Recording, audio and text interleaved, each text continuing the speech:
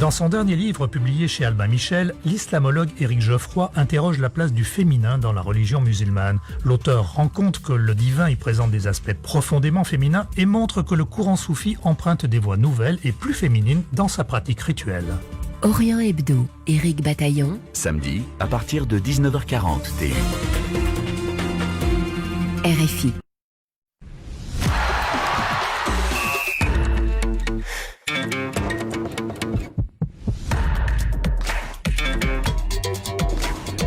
Radio Foot International, Annie Gasnier.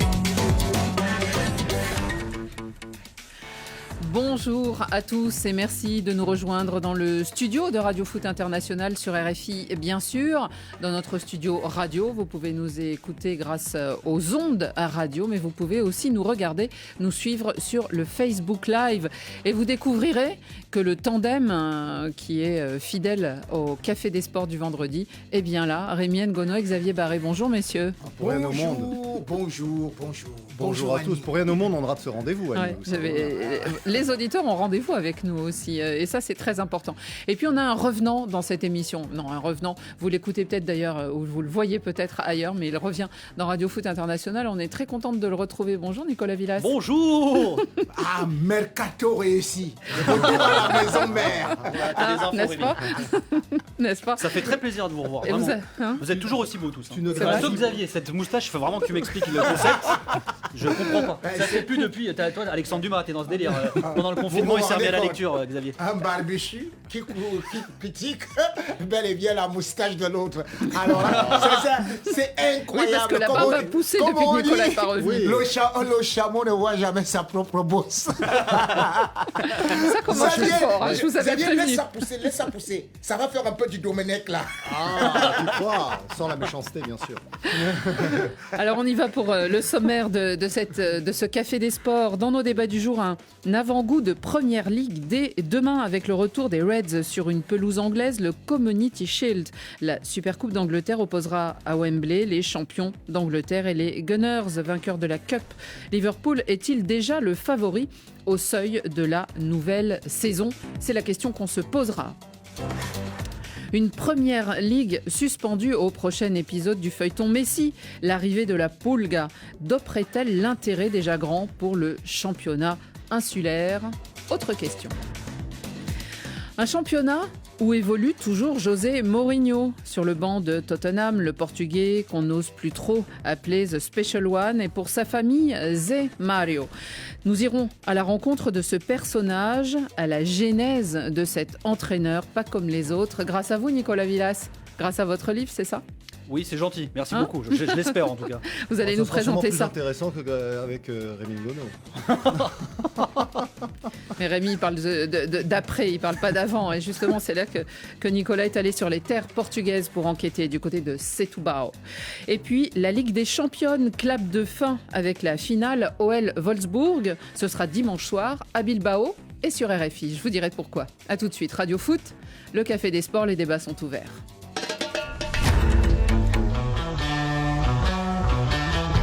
Return to Wembley to take on Premier League champions Liverpool for the Community Shield. Qui remportera ce Community Shield? Day Trippers, ces chers Beatles, pour évoquer le premier grand rendez-vous du football anglais. Dès demain après-midi, donc, Liverpool-Arsenal. Malheureusement, dans un stade qui sonnera creux, vide de ses milliers de supporters habituels. Pandémie du coronavirus oblige. Ce sera en tout cas à Londres, à Wembley.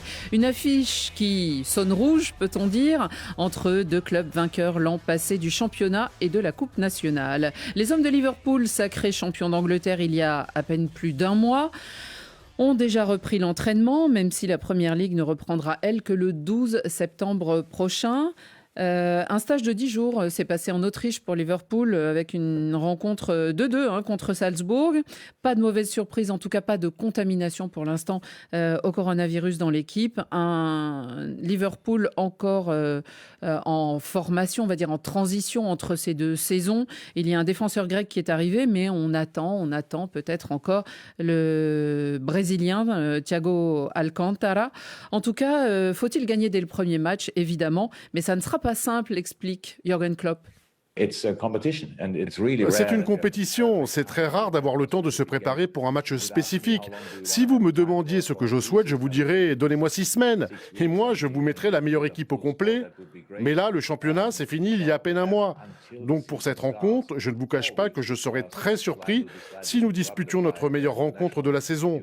Maintenant, ce n'est pas un match de préparation ni un match amical, c'est le Community Shield et qui plus est face à Arsenal. Nous allons donc faire notre maximum. Xavier, est-ce que ce Liverpool-Arsenal, c'est la belle équipe pour reprendre pied, disons, en Angleterre, avec deux équipes historiques, on va dire, de ce championnat? Parce que vous avez l'équipe qui a gagné le plus souvent la Cup, Arsenal, qui l'a remporté pour la 14e fois début août. C'était tout début août, cette finale de la Cup. Et vous avez de l'autre côté Liverpool, qui a remporté 19 fois le championnat, c'est-à-dire juste une fois de moins qu'à Manchester United. Donc c'est le deuxième club le plus titré d'Angleterre. Ça fait 30 ans. Donc c'est une superbe affiche, une somptueuse affiche, comme le Community Shield nous en offre souvent. Mais là, ce qui est intéressant, c'est qu'on a une équipe qui est vraiment au sommet de son art et une formation d'Arsenal. En fait, on ne l'attendait pas vraiment au Community Shield il y a encore quelques semaines. C'était face à Chelsea. Ils étaient largués en championnat et puis ils ont réussi ce coup de maître en Cup, dans leur compétition fétiche, en remportant la demi-finale contre le Manchester City de Pep Guardiola, puis la finale contre le Chelsea de Frank Lampard. Et c'est le premier titre de Mikel Arteta qui est sur le banc depuis 6 mois à peine. Donc du coup, c'est une affiche extrêmement alléchante entre une équipe installée, championne d'Europe l'année dernière, championne d'Angleterre cette saison, ou cette année, et une équipe qui est en reconstruction. Donc moi, j'ai beaucoup d'intérêt pour cette rencontre. Rémi, les Reds ont terminé la saison un petit peu difficilement, même si ils avaient effectivement survolé le championnat. Ils ont terminé avec, c'était 25 points jusqu'au bout, 25 points d'avance par rapport à Manchester City. Sacré champion d'Angleterre, mais bon, il y a eu le confinement, ce restart qui a été compliqué. Est-ce que selon vous, ça en fait quand même des favoris pour le Community Shield et peut-être dès à présent, peut-on aborder un tout petit peu l'année qui vient? Ils sont favoris si on se tient quand même à cet épisode du Covid-19 qui a été aussi quelque chose de favorable à une équipe qui était déjà sur les rotules. Parce qu'il faut quand même se dire que c'est une équipe avec le système Klopp où il faut beaucoup presser.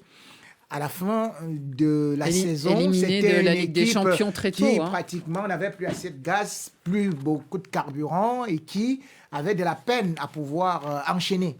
Donc, l'élimination de la Ligue des Champions aidant, et bien sûr aussi avec le Covid, on se dit ils se sont sérieusement reposés parce qu'on avait quand même vu que Salah, Sadio Mané, qui constituent par exemple ce qu'on peut appeler les fléchettes de cette équipe, n'allaient plus aussi vite que ça. Donc aujourd'hui, c'est une équipe que je peux dire, ça va, mais Klopp a dit tout de suite quelque chose. Si vous me donnez un peu de temps, je pourrais encore mieux vous le dire. Parce que quand j'ai vu leur match quand même face à Salzbourg, ils ont quand même pris 2 buts, même si c'était pas, on ne peut pas dire que c'était l'équipe type, mais en même temps, on a vu qu'ils avaient de la difficulté à démarrer, mais quand ils sont entrés dans le match, ils ont quand même réussi à égaliser. Donc, on s'est dit, c'est une machine qui est faite pour gagner. C'est ma meilleure équipe au niveau de la Première Ligue, au niveau de l'Angleterre en ce moment. Donc, normalement, ils sont favoris.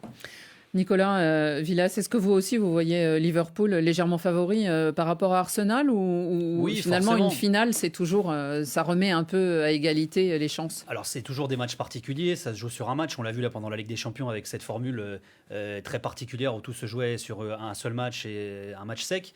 Forcément, Liverpool est favori. Ils sortent en plus d'une saison où enfin ils ont été sacrés champions d'Angleterre. Pour rebondir sur ce que disait Rémi, ils étaient fatigués, ils ont mis beaucoup de pression. Le grand objectif de Klopp cette saison, c'était même plus la Champions League, c'était vraiment ce championnat qui leur échappait depuis 30 ans. Et puis Arsenal, comme disait Xavier, c'est une équipe qui est en pleine reconstruction, qu'on n'attendait peut-être même pas d'ailleurs vainqueur de la Cup cette saison, qui a beaucoup de mal qui vivait déjà des périodes compliquées sur la fin de l'ère Wenger. L'après Wenger a été très compliqué. Unai Emery, Arteta est arrivé, il y a eu Ljungberg entre-temps. Ils ont eu beaucoup de mal à trouver l'entraîneur, le manager qui fera peut-être remonter cette équipe d'Arsenal. Est-ce que ce sera Arteta ou pas ? Je sais pas. Après, c'est un titre qui est très important en Angleterre, qui a une symbolique qui est très forte, très, très puissante. Caritatif. Et c'est vrai qu'Arsenal est devenu finalement une équipe de coupe plus que d'ailleurs Liverpool, parce que Klopp avait d'autres priorités. Ça avait été la Champions, ça avait été le championnat, la Première Ligue. C'est vrai que ça peut s'annoncer sympa parce que c'est des circonstances qui sont très particulières, pas de public, des matchs très rapprochés, d'une préparation qui est tronquée, des joueurs qui sont peut-être fatigués. Donc oui, effectivement, tout est jouable sur une seule rencontre. Il y a une interrogation, Rémi, du côté d'Arsenal, c'est l'interrogation Pierre-Emerick Aubameyang, l'international gabonais. Est-ce qu'il va rester ou pas ? Il reste un peu mystérieux sur cela.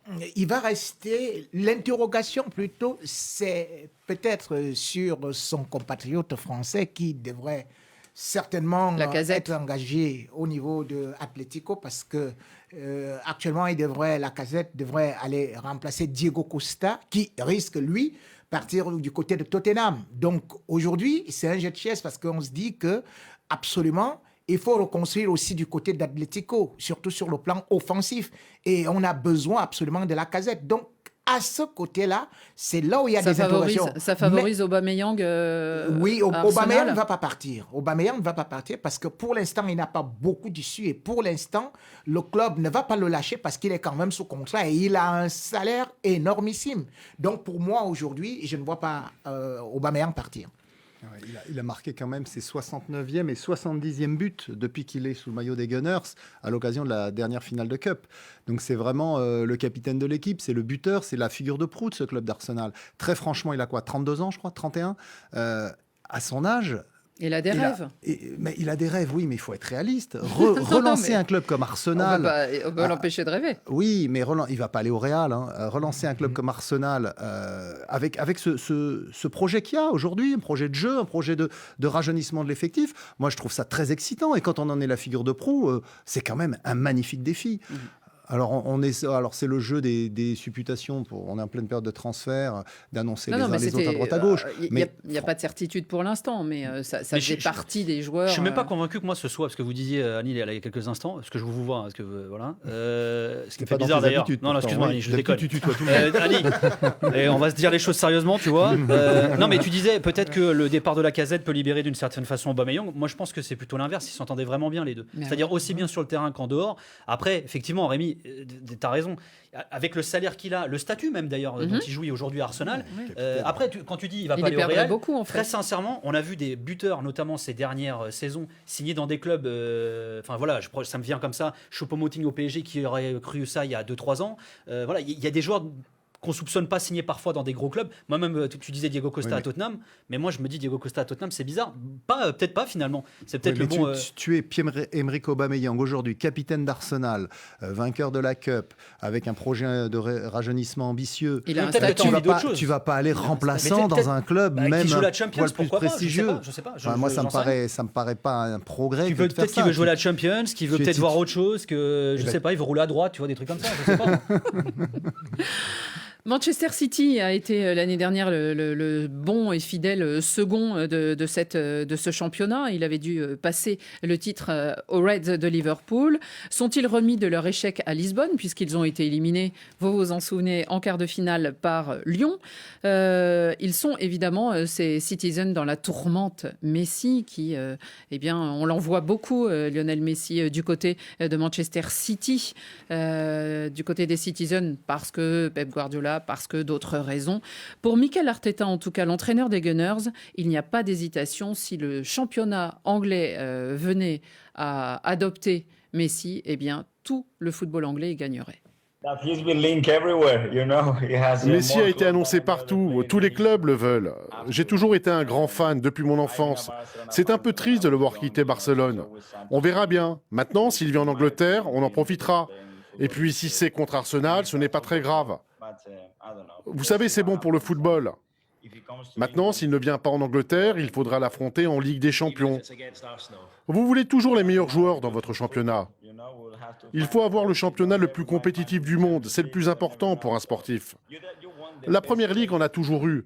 J'ai joué contre Cristiano Ronaldo et c'était vraiment top.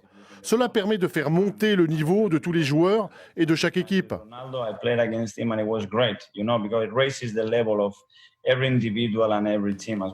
Xavier, est-ce que la Première Ligue serait encore plus grande avec Messi dans un de ses clubs. Ce serait forcément un pôle d'attraction exceptionnel. D'autant plus qu'on l'a dit souvent. Mais c'est déjà le championnat le plus regardé dans le monde. Oui, il le sera encore un peu plus. Puis, alors le défi pour Messi est extraordinaire, puisqu'on dit qu'il est incapable de s'adapter ailleurs qu'à Barcelone. Non, on ne le dit pas, on se pose la question depuis des années. Et on dit notamment que l'Angleterre, qui est un championnat très athlétique, c'est pas pour lui qui est un petit bonhomme d'1m69. Donc là, ce serait un défi formidable. Alors, dans un contexte qu'il connaît un peu, parce que forcément, avec Pep Guardiola comme entraîneur, il aurait quand même quelques repères. Mais moi, je trouve ça extraordinaire. En tout cas, à Manchester City, enfin chez les Citizens, on se pose même pas la question. Il y a déjà des spéculations pour savoir quel numéro de maillot il va adopter, sachant que le 10 c'est celui de son copain le Kun Agüero, que le 7 est déjà pris, enfin voilà. Donc ils ont déjà fait la liste des numéros libres en se disant lequel va choisir Messi, sachant que le 18, qui était le numéro qu'il portait à Barcelone avant que Ronaldinho s'en aille et lui laisse le numéro 10, est libre. Donc tout le monde spécule maintenant sur le fait qu'il porterait le numéro 18. Nicolas Villas, vous le voyez atterrir où, vous, Lionel Messi? J'en sais rien. Le foot, ça devient tellement n'importe quoi en termes de transfert ces derniers temps. Tout à l'heure, je parlais des joueurs qu'on n'imagine pas parfois dans des gros clubs, et des fois, c'est même l'inverse. Après, l'imaginer à City, quand on connaît les liens avec Guardiola, des infos qu'on entend ici et là et qui filtrent, ils se sont appelés, etc. C'est pas dingue. Une chose est claire, il n'y a pas 50 clubs qui peuvent se le payer, Lionel Messi, aujourd'hui. On a parlé de l'Inter Milan, où Zhang a mis beaucoup d'argent, l'investisseur chinois. On a parlé du Paris Saint-Germain, parce que là aussi, il y a beaucoup de moyens. Tout ça aussi dans un contexte particulier, avec le fair play financier, etc. Moi, en revanche, ce que je me dis, parce que vous disiez, ça peut être une attractivité géniale pour la Première Ligue. Moi, je pense surtout à Javier Tebas, qui disait il y a 3 ans, quand Cristiano Ronaldo est parti en Serie A, tout va bien, vous inquiétez pas, la Liga sera toujours la plus attractive, on a Lionel Messi. C'est surtout la Liga qui risque de prendre une grosse claque. Ils ont perdu Neymar, et après ils ont perdu Cristiano Ronaldo. Après Messi, c'est effectivement pour le championnat espagnol, ça risque d'être énorme. Rémi, Lionel Messi, où le voyez-vous? En 2017, il faisait déjà semblant, ce champignon qui est né sur place et qui va rester sur place. Il va partir à Manchester City pour aller rejoindre son copain. Nous écoute. Et puis, on nous avait dit qu'il aurait même un bonus de 57 millions à la signature. On nous a même dit que tout était déjà réglé parce que c'était 286 millions d'euros. Et puis, le bon Messi a dit, non, je ne peux plus jouer avec mon copain Agüero. Je vais rester au Barça parce que je ne partirai jamais de cette maison. C'est la mienne. Aujourd'hui, on me dit que... Ça vous a surpris, Rémi? Mais ça me surprend, c'est même un peu dingue de sa part. Parce que pour l'instant, il est sous contrat. Il va partir comment? La clause libératoire, c'est 700 millions d'euros. Et quand on me dit tout ce qu'on peut dire, on sort des calculettes auprès de Manchester City, on s'est dit, nous allons dépenser pour 3 ans 538 millions d'euros, sachant que la signature sera à 243 Rémi, millions. Où le voyez-vous? Mais le problème, c'est que je le vois au Barça. D'accord, mais non, c'est pas un problème. Je le vois au Barça. Je voulais juste savoir. C'est autre quand il y aura déjà un pied cassé, quand il ne sera plus capable de courir, c'est là où il va repartir. Pour l'instant, il cherche juste à obtenir la tête du président, puisqu'il obtient la tête de tout le monde. Ça va rassurer Alejandro alors qu'il reste au Barça. Mais ce qui n'est pas au Barça et aller en Angleterre, il y a un proverbe africain qui dit quand le poisson sèche dans l'eau, il meurt sous le soleil. Ouais. Non mais Xavier n'aime jamais les proverbes africains, vous avez tous remarqué. Il y en a parfois qui tombent mal. Il les comprend pas, c'est pour ça. Non mais il faut savoir quand même une chose, c'est que là le Messi compte lui faire valoir la clause qu'il y a dans son contrat. Oui, on en a beaucoup parlé. Vous en avez déjà parlé dans l'émission, bien sûr, mais c'est quand même un élément important. Donc 2025, on risque d'avoir un bras de fer juridique. Et si la situation veut se débloquer, peut-être que le Barça, à un moment ou à un autre, se dira qu'il vaudrait mieux prendre 100 ou 150 millions d'euros maintenant que peut-être rien déjà dans quelques mois s'il part au terme de son contrat dans un an, dans une saison, ou si par hasard la FIFA donne raison à Messi, enfin le TAS. Donc, juste une chose par rapport à ce que tu disais, Rémi, mais c'est vrai, moi je suis un peu comme toi, c'est-à-dire je suis partagé, je me dis, est-ce que finalement il n'y a pas un jeu de poker menteur, faire ça pour obtenir ce qu'il veut finalement, sauf que Cristiano Ronaldo a fait ça 3-4 fois et au bout d'un moment le club lui a dit ciao. Alors là effectivement il n'y aura plus de président pour lui dire ciao et il ne peut pas se le permettre quand on voit ce que c'est. Mais il y a aussi un autre élément, c'est si Messi veut vraiment partir aujourd'hui, ça va être difficile, même s'il a une clause, même si c'est 700 millions d'euros pour le Barça de vouloir le garder. En fait c'est un vrai dilemme et une vraie problématique aujourd'hui. Après savoir ce que lui veut vraiment faire, il n'y a que lui qui le sait apparemment. Mais tu as peut-être raison, peut-être que ce qu'on lit aujourd'hui c'est de la manipulation finalement. En tout cas, il y a quelqu'un qui en a profité pour filer en Angleterre, pour filer à l'anglaise. Thiago Silva, oh Thiago Silva. J'espère que je peux sortir avec la bonne porte.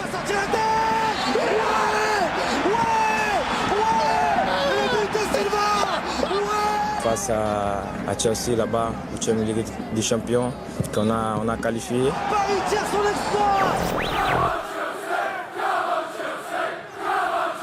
So happy to be with you guys. See you soon, Blues fans.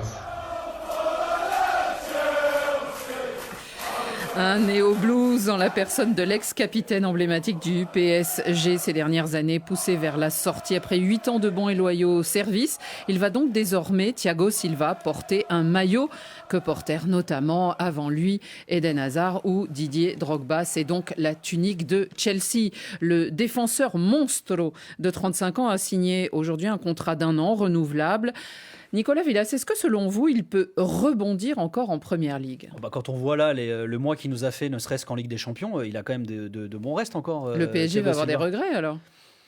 Il y avait même des infos qui disaient dernièrement que certains se demandaient en interne si ils n'avaient pas intérêt à le maintenir. Tuchel se le demandait même publiquement. Ouais, voilà. Donc, non, c'est un joueur qui est hyper intéressant quand même, Thiago Silva. Après, il faut qu'il soit en confiance, ce qui n'a pas forcément toujours été le cas au Paris Saint-Germain ces dernières saisons.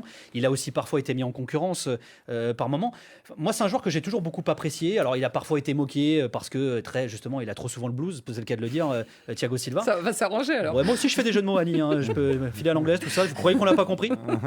Non, mais c'est un joueur qui est quand même super intéressant, Thiago Silva. En plus, pour le coup, je ne connais pas le montant de la prime à la signature, mais un joueur comme ça, gratuit, qui arrive dans un gros club, qui peut encadrer certains jeunes joueurs. Il y en a des très bons d'ailleurs à Chelsea. Ils ont des vraies bonnes équipes de jeunes aussi, les Blues. Donc ça peut être pas mal. Ouais. Xavier, ce qui est amusant, c'est ce qu'on entendait, c'est que son meilleur souvenir pour l'instant à lui, quand il était au PSG en Ligue des Champions, c'est ce but qu'il marque et qui qualifie le PSG contre Chelsea. PSG réduit à 10 par l'exclusion de Zlatan Ibrahimovic et qui finit à 2-2 sur la pelouse de Stamford Bridge. C'était un match extraordinaire. Ouais, donc c'est vrai que après, entre Chelsea et le PSG, on a vu pas mal d'échanges ces dernières années, notamment David Luiz. David Luiz qui a fait l'aller, le retour. Arsenal en ce moment. Et qui est passé maintenant à Arsenal. Donc non, Thiago Silva, je pense qu'effectivement c'est une bonne pioche. Pourquoi le PSG ne l'a pas gardé ? Je pense qu'il y avait vraiment la volonté de la part de Leonardo et des dirigeants de tourner la page, de passer à autre chose. Il a quand même 35 ans. Donc il voulait effectivement donner en gros les clés et le capitanat à Marquinhos, ce qui va donc se passer. Et en revanche, Chelsea, c'est une bonne pioche parce qu'on a pu voir qu'en charnière centrale ces derniers mois, il y a eu ça a pas mal pataugé. Rudiger, c'est pas un super défenseur. Le jeune Kurt Zouma, il a un potentiel, mais il a besoin d'être guidé.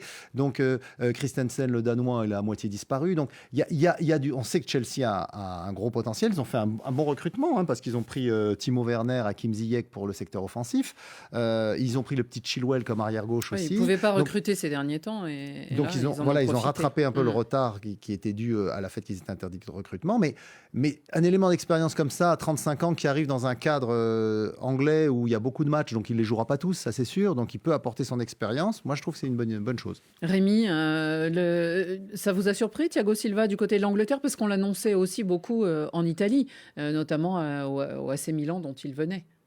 Oui, je crois qu'il aurait été mieux peut-être là-bas, mais parce que aujourd'hui Thiago, comme vous l'appelez là, au monstre, je ne sais pas quel monstre il a été. C'est son surnom. Oui, je ne sais pas quel monstre il a été, si c'était le monstre pour effrayer les bébés. Parce que lorsque...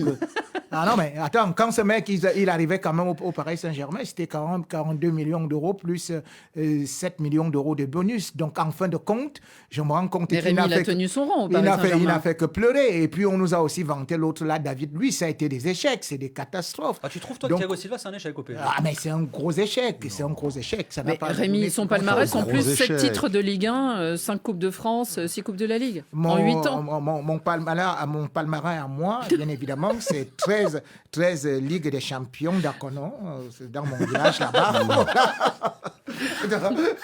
Donc ça ne veut rien dire. Parce que quand vous Rémi, il était le capitaine, il était avec le Paris Saint-Germain, il a tenu son rang. On n'a pas recruté Thiago. Quand on le recrute, qu'est-ce qu'il dit ? Je suis venu ici parce qu'on m'a parlé d'un projet de gagner la Ligue des Champions. Et nous devons la gagner en 2014. Et finalement, on dit qu'il est arrivé en finale Covid-19. Donc, voilà tout ce qui va dire que j'ai réussi à atteindre la finale. Mais attendez, Annie, il n'a rien gagné. Soyons sérieux, il n'a pas gagné la Ligue des Champions. Mais il est quand même associé aux échecs. Alors, je ne peux pas être aussi tranché que Rémi là-dessus, mais c'est vrai qu'il est quand même associé aussi à certains échecs qui ont été marquants pour le Paris Saint-Germain. Et malheureusement, certaines personnes garderont aussi ça. C'est-à-dire que Thiago Silva, on ne peut pas lui enlever son palmarès parce qu'il y a contribué, même si effectivement c'est des trophées nationaux. Il a effectivement atteint la finale de la Ligue des Champions et il a été performant avec le PSG dans des circonstances particulières cette année, mais c'est vrai qu'il est aussi associé à certains échecs très marquants du Paris Saint-Germain ces dernières saisons au niveau européen. Effectivement. Bon, on suivra en tout cas son rebond du côté de l'Angleterre. L'Angleterre, terre de prédilection d'un entraîneur portugais que tout le monde connaît. Jose Mourinho will always be the special one. They are not the special one like him. Please don't call me arrogant because what I'm saying is true. I think I'm a special one. I'm the happy one.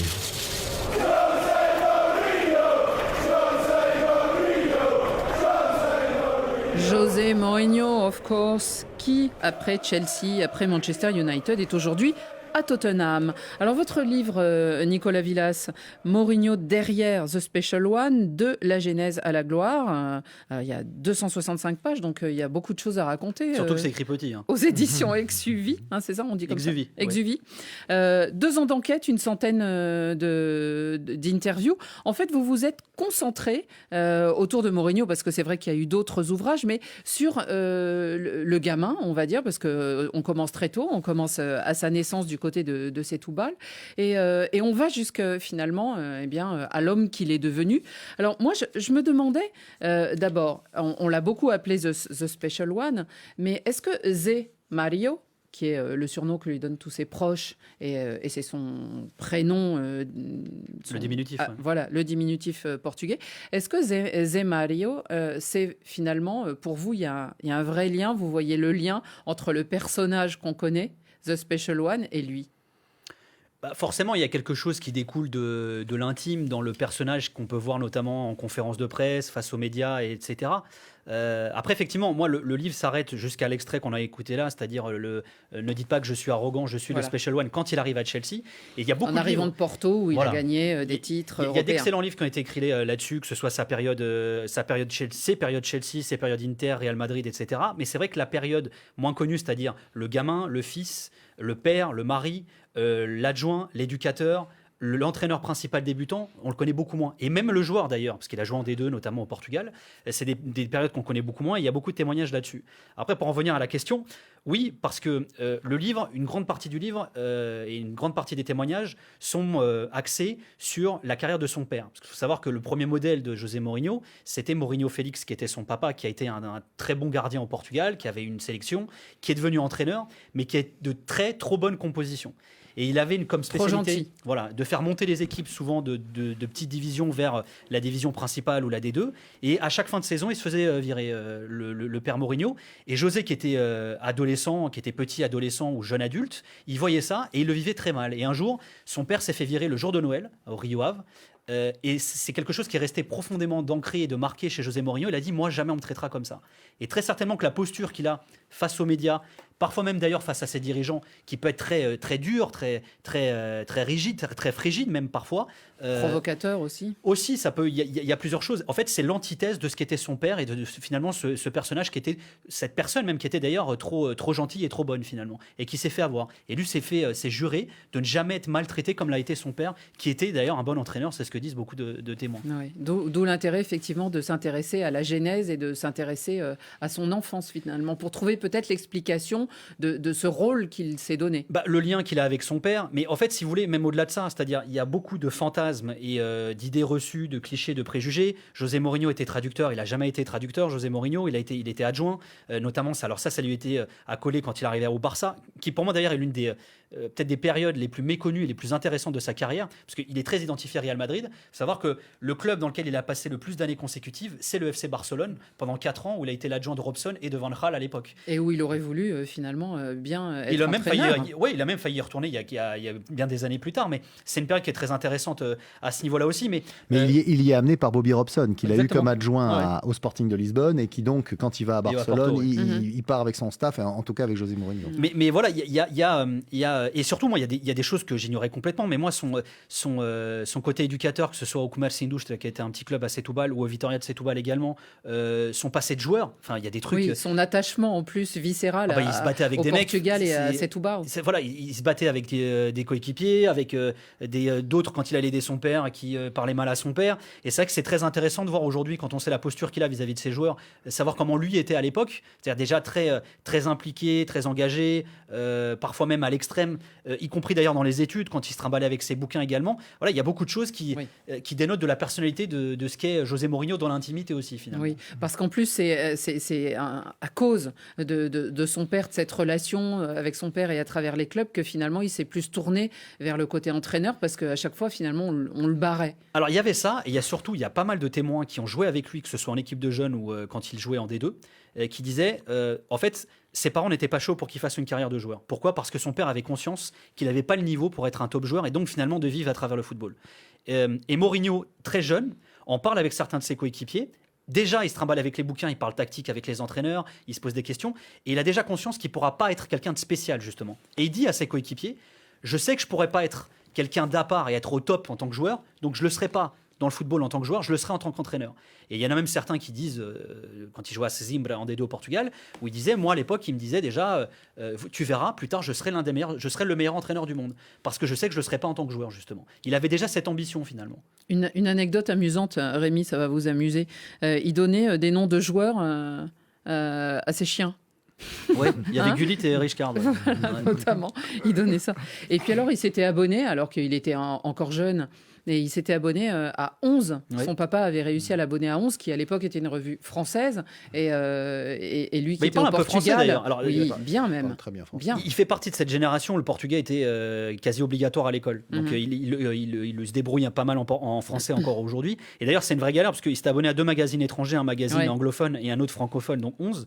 Et à l'époque, comme il n'y avait pas Internet, etc., et c'était des transferts internationaux. Le Portugal était en autarcie sous la dictature salazariste, et son père devait appeler la banque, puis l'étranger, puis machin, il parlait pas français. Enfin, c'était une vraie galère finalement. Mais il a eu ses abonnements au magazine et il a fait ses stages à l'étranger aussi. Est-ce que pour vous, c'est aussi dans cette genèse qu'il va trouver peut-être les armes pour rebondir actuellement ? Parce qu'on a l'impression que José Mourinho, même si ça reste un très grand entraîneur, actuellement, il est moins courtisé et on parle moins de lui. Je pense qu'il a moins de résultats aussi. Je ne sais pas s'il trouvera les ressources là-dedans, parce que maintenant il est fait. J'ai envie de dire, c'est devenu une personnalité, un personnage, il a tout gagné, etc. Je pense qu'au contraire, et d'ailleurs lui-même l'a avoué dans une interview assez récemment, il souffre très certainement d'un décalage générationnel. C'est-à-dire que lui-même dit, aujourd'hui je suis face à des joueurs qui n'ont pas forcément la même implication, la même passion pour le football. Et puis il y a aussi d'autres choses qui font que quand des événements se passent dans un vestiaire ou en dehors du vestiaire, tout se sait, c'est les réseaux sociaux.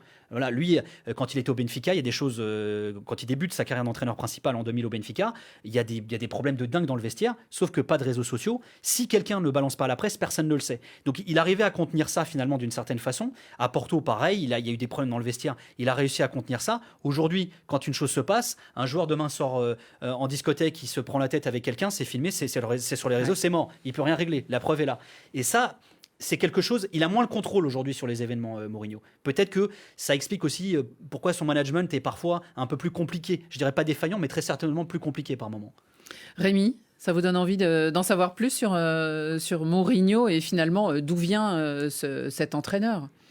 Bien sûr, Mourinho, c'est un livre. Mourinho, c'est une histoire. Mourinho, c'est une légende. Mourinho, c'est certainement l'un des meilleurs, voire les 3 meilleurs entraîneurs du monde. Donc, il a un beau palmarès, lui. Et un très, très grand palmarès. Surtout que lui, il a une particularité, comme on dit, c'est que c'est pas un entraîneur qui forcément a eu une tâche très facile. C'est quelqu'un qui sort presque du néant comme ça. Et puis voilà, avec le Porto quand même, on se dit, c'est pas possible qu'il vienne à gagner comme ça. Donc, gagner une Ligue des Champions avec ce Porto-là, et surtout aussi, il a gagné l'UEFA.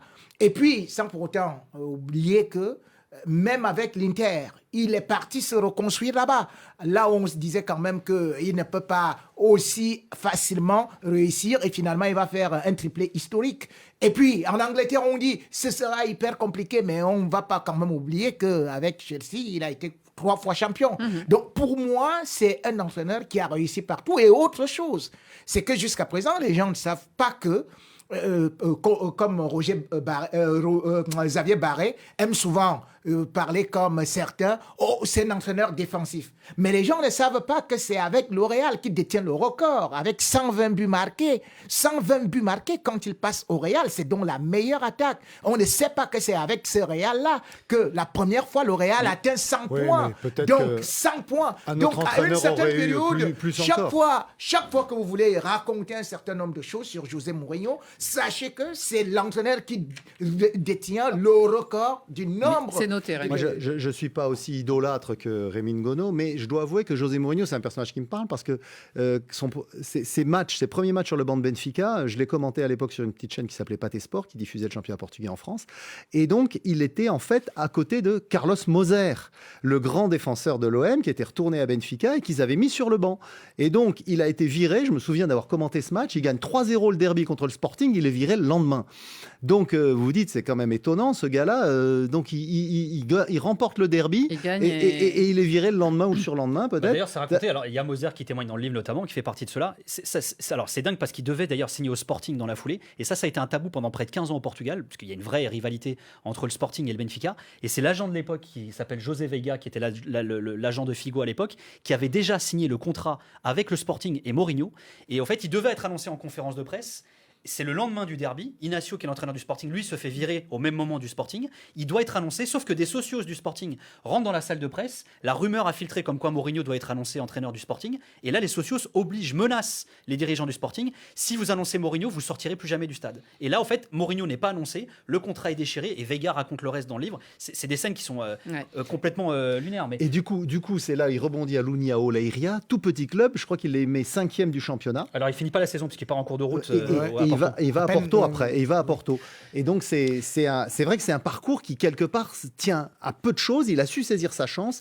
Et après, par son travail, il faut reconnaître qu'il a obtenu des résultats remarquables. Nicolas, juste une dernière question. Quand je disais peut-être retrouver dans la source son pouvoir, ce serait peut-être d'être sélectionneur du Portugal. Alors, il l'a dit, il le fera. Alors, lui, il a dit, je le ferai en fin de carrière. Donc, il estime qu'il n'est pas encore en fin de carrière. Il est encore trop jeune pour ça. Il a 57 ans. Il est jeune sur la page de garde du livre. C'est fait. Elle est très belle d'ailleurs. Alors, ça, je dis bravo à Fabien Moine, qui est l'éditeur, le patron d'Exuvie, cette petite maison artisanale d'ailleurs. Ceux qui nous regardent sur Facebook Live ont vu tout à l'heure la première page. Mais juste pour terminer, pour revenir à ce que disait Rémi, c'est très juste ce que tu dis, Rémi. En fait, Mourinho a souvent été caricaturé comme entraîneur défensif à cause d'un match. C'est ce fameux match de l'Inter face au Barça, parce que Eto'o a joué latéral. Et on oublie souvent les circonstances du match, à savoir que Mota a pris un rouge, que Eto'o se sacrifie ce jour-là. Ouais. Mais d'ailleurs, c'est raconté dans le livre, parce que ça parle beaucoup ballon et tactique aussi, notamment. Oui. Même sa philosophie, elle n'est pas du tout défensive à la base. Alors après, il est devenu plus pragmatique avec le temps, mais effectivement, il a gagné pas mal de titres comme ça aussi. Le livre donc s'appelle Mourinho, derrière le Special One, de la Genèse à la gloire, édition Exuvie. Et on continue, on va parler de filles.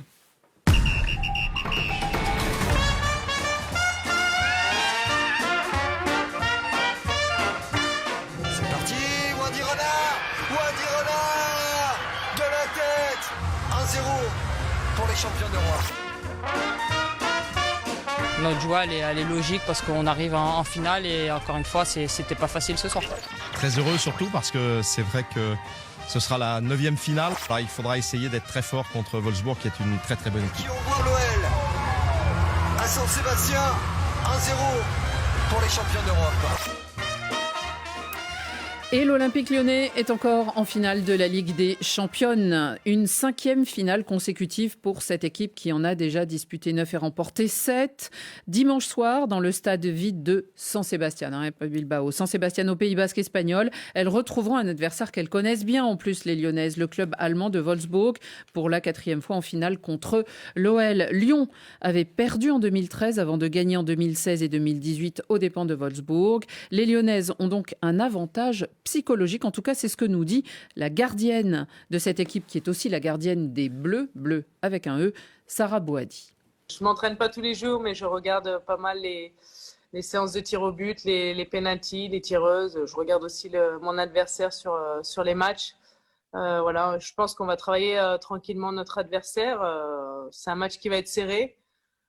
Si on doit aller au penalty, on ira au penalty. On a un avantage sur elle psychologique. Donc voilà, nous, on a envie de donner le maximum. Après, si on donne le maximum, on ne sera pas déçu après le résultat. Mais voilà, c'est important de tout donner pour ce match-là. Incroyable série de victoires pour cette équipe de filles de Lyon. Rémi, est-ce que vous les voyez favorites ou c'est une équipe qui est toujours en finale, toujours au rendez-vous et qui, une fois de plus, finalement, impose sa loi. On voit contre le Paris Saint-Germain qu'elle rencontre si souvent. Oui, on sent quand même que c'est une équipe qui, de plus en plus, est sûre d'elle, surtout expérimentée. Surtout, et moins c'est stars, parce que Ederberg, oui, par exemple, n'est pas là. Beaucoup étaient blessés. Puis, je me suis quand même dit qu'elle pouvait être en difficulté, mais en réalité, à regarder le Paris Saint-Germain, je n'ai même pas compris ce que le Paris Saint-Germain venait faire là. Je me suis dit, est-ce que Paris a vraiment le niveau ? À part des fautes qui étaient terribles, des tirages de maillots, des coudes, c'était quand même assez haché du côté du Paris Saint-Germain. Cela veut dire que le Paris Saint-Germain se sentait dominé par cette équipe de Lyon. Et puis, lorsqu'on voit quand même, c'est pratiquement le but de Lyon. Mais vous savez très bien que quand Machilier du côté droit, elle doit centrer au deuxième poteau. C'est quand même hallucinant que Wendy Renard, qu'on sait très bien que c'est sur le plan aussi de la détente, c'est la Cristiano Ronaldo. Sur 1m87, mais les autres sont là comme des nains. C'est hallucinant quand j'ai vu ça. Donc pour moi, c'est une équipe qui, elle peut souffrir, mais tu connais à peu près exactement comment est-ce que ce sera à la fin. Donc, pour moi, c'est une équipe véritablement sur le plan européen qui a déjà une maîtrise, une assurance et qui part toujours presque avec déjà 60% d'avantage avant même le match. Nicolas, justement, on parle de Wendy Renard, celle qui marque le but. C'est son 26e but en 87 matchs de Ligue des Champions. Et évidemment, elle est toujours là et on l'a vu rentrer dans les vestiaires juste après la rencontre et dire « Allez les filles, on n'a pas fini. » quoi. Alors moi, c'est ça que je trouve de remarquable chez les joueuses de l'OL, c'est-à-dire qu'elles ne sont pas blasées. Elles arrivent c'est-à-dire qu'elles gagnent tous les titres, mais limite trop facilement des fois. On a souvent tendance à dire qu'il n'y a pas vraiment d'opposition, pas suffisamment relevée du moins en face, et pourtant, c'est toujours à fond.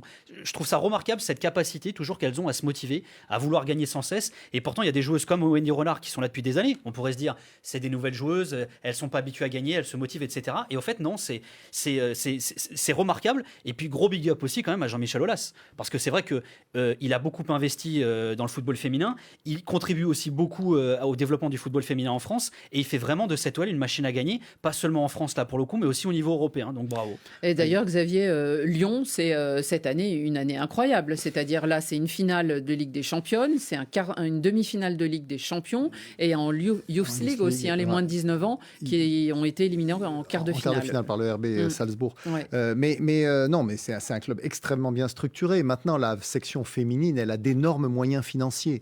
Effectivement, Jean-Michel Aulas a mis beaucoup d'argent pour avoir la meilleure équipe du monde, on peut le dire. Il a souvent les plus grandes vedettes. Voilà, et en fait, c'est ça. On dit parfois il n'y a pas de concurrence. Effectivement, il n'y a pas de concurrence avec les autres équipes en France ou même en Europe, ou très peu. Mais il y a une concurrence énorme au sein de l'Olympique Lyonnais. Il y a un effectif tellement riche qu'il faut se battre tous les jours à l'entraînement pour garder sa place dans l'équipe. Et là, vous voyez, il y a pas mal d'absentes. Ada Egerberg est absente.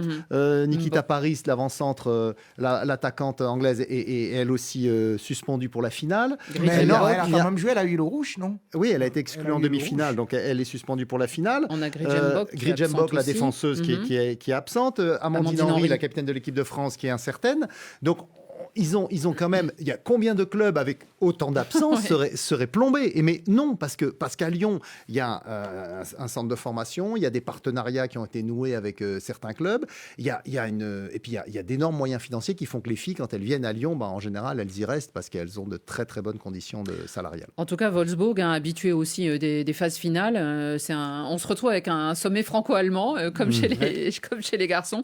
Wolfsburg, déjà, qui a remporté 2 fois le titre. C'est un gros club aussi. Donc c'est aussi un gros club du côté de l'Allemagne. Et dimanche soir sur RFI, il y aura une soirée spéciale sur l'antenne. Ça sera avec Frédéric Suto, avec Cédric de Oliveira et Sarah Lou Bakouche, ainsi que David Lortolari, qui viendra nous éclairer sur le football allemand féminin. Ça sera à 20h, 18h en temps universel. On continue avec notre session carton.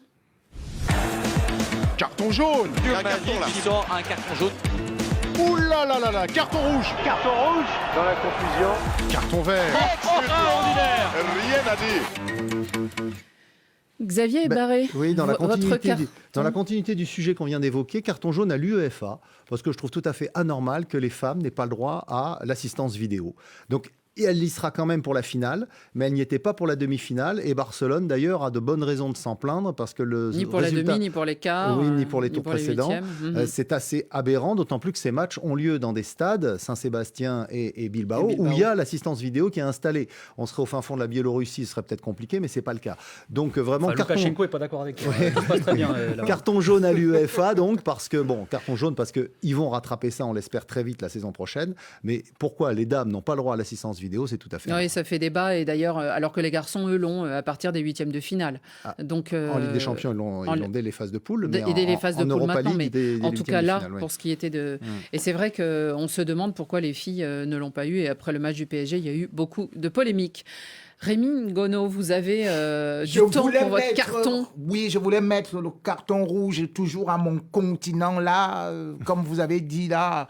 C'est-à-dire qu'avec les polémiques en Côte d'Ivoire, là où la politique se mêle au sport là, avec le dossier Didier Drogba. Mais je laisse d'abord ça parce que la FIFA a donné la balle au carton rouge. Moi, non, lui c'était à l'UEFA, c'était pas la FIFA. C'était Moi c'était à l'UEFA. Mais pas la FIFA. La FIFA qui a demandé un peu qu'il laisse tout le processus électoral. La FIFA essaye de contribuer. Qui sont en train de le faire. Donc, aujourd'hui, le carton rouge que je voudrais quand même donner... Ah, ça reste au rouge. Oui, rouge, je le ramène en France avec Didier Deschamps, et c'est Elvius Lonlus de ma page Facebook Rémi Ngono officiel qui adresse donc un carton rouge à Didier Deschamps, à la Fédération française de football quand même, parce que là, Didier Deschamps veut recruter, dit-il, les meilleurs joueurs, et il fait appel à Rabiot.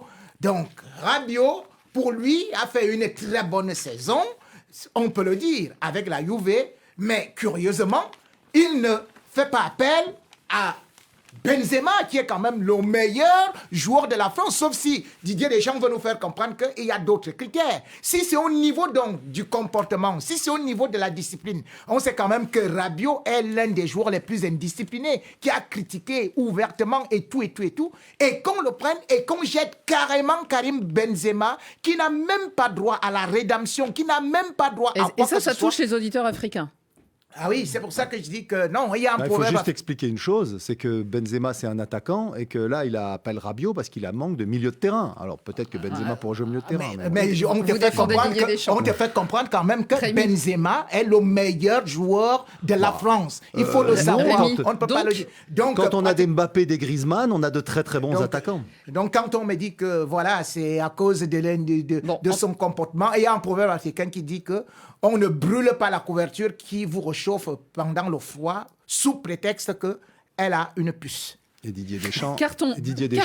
champion du monde sans Benzema. Carton vert à nos auditeurs internautes aujourd'hui qui tiennent à nous laisser des messages, à dialoguer entre eux aussi sur la page Facebook.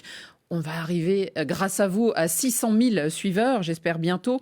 En tout cas, merci pour tous vos messages, notamment celui posté par David Finzel autour de Messi et de cette nouvelle. 7000 likes, 2000 messages et 509 partages. Et il y avait ce joli message, alors on a eu envie de vous le lire aujourd'hui, de Bill McPolo, qui est du Tchad et qui écrit « Blaugrana un jour, Blaugrana toujours. Merci de m'avoir fait autant vibrer pendant toutes ces années.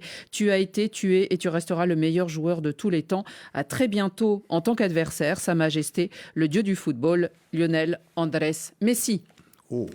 C'est une déclaration d'amour, n'est-ce pas? Il est pas mort, tout va bien. Il est pas mort. Non, mais je préfère ça au proverbe de Rémi Ngono. Il abandonne. Tu les comprends toujours pas. C'est normal. C'est pas grave. Bon, Nicolas, la prochaine fois, vous aurez un carton, n'est-ce pas? Oui, ça, je me fais engueuler déjà. On vous donne un carton vert pour être Merci, c'est gentil. Merci beaucoup. Merci beaucoup. Je voulais mettre un carton rouge à Xavier, moi. Cette moustache, c'est absolument. Non, mais désolé, c'est dégueulasse. Gros plan sur la moustache. Carton rouge. Bah, si. C'est la fin de ce Radio Foot. C'est la fin. Merci à David Finzel. Finzel. Merci à Alice Ménard qui était à la réalisation et Thibaut